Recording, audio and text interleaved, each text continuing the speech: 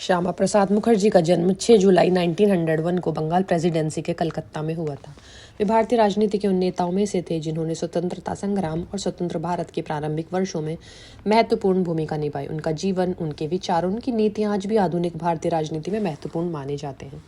श्यामा प्रसाद मुखर्जी की शिक्षा अत्यंत उत्कृष्ट रही। उन्होंने कलकत्ता विश्वविद्यालय से स्नातक की डिग्री प्राप्त की और बाद में इंग्लैंड में अध्ययन किया। उन्होंने राजनीति, कानून और अर्थशास्त्र में गहरी समझ विकसित की, जिसने उन्हें बाद में एक प्रभावशाली विचारक और नेता बनाया। उनके विचार हमेशा भारतीय संस्कृति, राष्ट्रीयता और समाज के विकास के चारों ओर केंद्रित रहे। मुखर्जी ने अपने राजनीतिक जीवन की शुरुआत भारतीय राष्ट्रीय कांग्रेस में की थी, लेकिन जल्दी ही उनके विचारों और दृष्टिकोण में विभिन्नता देखने लगी। वे भारतीय स्वतंत्रता और भारतीय एकता के दृढ़ समर्थक थे। उन्होंने महसूस किया कि स्वतंत्र भारत के निर्माण में न केवल राजनीतिक स्वतंत्रता बल्कि सामाजिक, आर्थिक और सांस्कृतिक स्थिरता भी अत्यंत महत्वपूर्ण होगी। 1950 के दशक में मुखर्जी ने भारतीय राजनीति में एक नई दिशा प्रदान की। उन्होंने भारतीय जनसंघ की स्थापना की। यह पार्टी भारतीय जनता की विचारधारा और राष्ट्रीय मूल्यों के आधार पर काम करने वाली राजनीतिक संस्था थी। मुखर्जी का मानना था कि भारत का विकास तभी संभव है जब उसकी राजनीतिक नीतियां उसकी सांस्कृतिक और ऐतिहासिक धरोहर से मेल खाती हों। मुखर्जी ने भारत के राज्य और केंद्र सरकार की नीतियों में अनेक सुधारों के लिए आवाज उठाई। वे भारत के विभिन्न राज्यों में न्याय और समानता के लिए संघर्ष करते रहे। उन्होंने हमेशा यह माना कि भारत की अखंडता और उनकी सीमाओं की सुरक्षा सर्वोपरि है। इस दृष्टिकोण से उन्हें विवादों में भी लाया, क्योंकि उन्होंने कभी भी राष्ट्रीय सुरक्षा और भारतीयता के मुद्दों पर समझौता नहीं किया।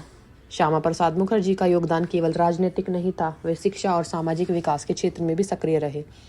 उन्होंने युवाओं में देशभक्ति और राष्ट्रीय जिम्मेदारी की भावना को जागृत किया। उनके भाषणों और लेखों में भारतीय संस्कृति और सभ्यता की महत्ता को बार बार उजागर किया गया। उन्होंने हमेशा यह संदेश दिया कि स्वतंत्रता केवल राजनीतिक अधिकार नहीं है, बल्कि यह जिम्मेदारी और नैतिक कर्तव्य भी है।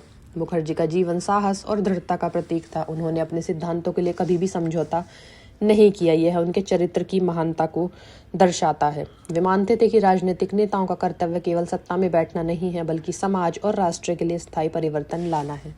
मुखर्जी का निधन 23 जून 1953 को जम्मू कश्मीर में हुआ। वे उस समय राज्य में प्रवेश करने का प्रयास कर रहे थे, जब राज्य में उनके प्रवेश पर प्रतिबंध लगाया था। उनके निधन ने पूरे देश को शोक में डुबो दिया, लेकिन उनके विचार और दृष्टिकोण आज भी भारतीय राजनीति और समाज में जीवित हैं। उनके योगदान को भुलाया नहीं जा सकता।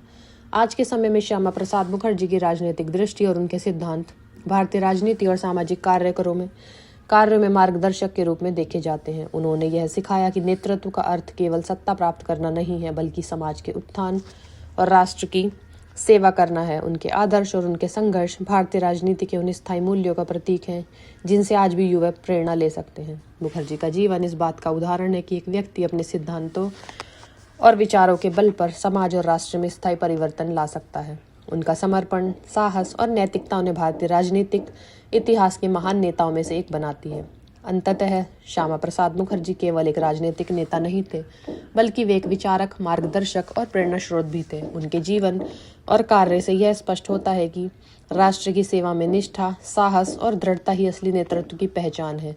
आज भी उनके विचार, उनके आदर्श और उनका योगदान भारतीय समाज और राजनीति में महत्वपूर्ण स्थान रखते हैं।